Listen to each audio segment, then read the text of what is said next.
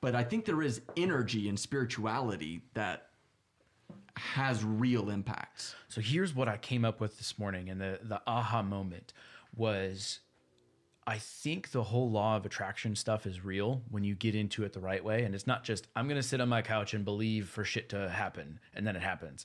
There's a lot that goes into it, but I think intention and that energy field and perspective goes in. And if we understand that energy field and we can create from that, it helps those pathways happen.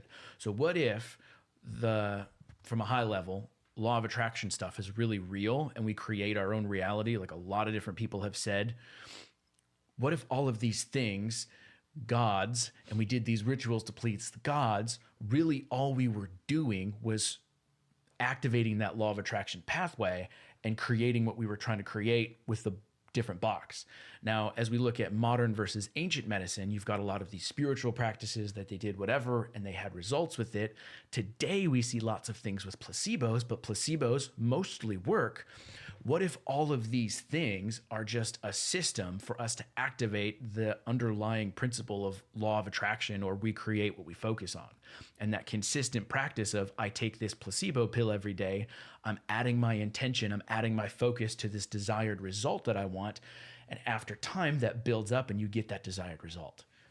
That's beautiful. I love how you framed that up. I think you're spot on. Like, I think there's a lot of validity there. I don't know how to back it up, but I do know that people who, like, you can go look at scientific studies, and people who tell themselves that they're not sick when they're sick, will actually recover from diseases that they're not expected to recover from, period. And so there could be some room for coincidence in there, but when it's at scale, I don't think that's what's happening. And I think that aligns exactly how you described it and laid out the law of attraction. Yeah.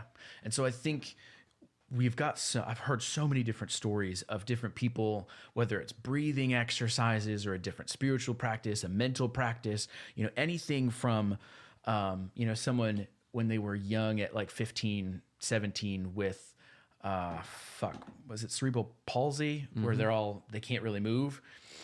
And before you know it, they're walking after 5-10 years of dedicated, focused practice. There's not a fix for that today. Right. And then they had this whole practice where they had hundreds of people and they would go do these breathing exercises and people after an extended period of time would be cured from this incurable thing. So that makes me go, what the fuck? There's some truth to this, but you've got these conflicting perspectives from modern versus ancient or Western versus Eastern, where we don't allow some of that aspect to be there.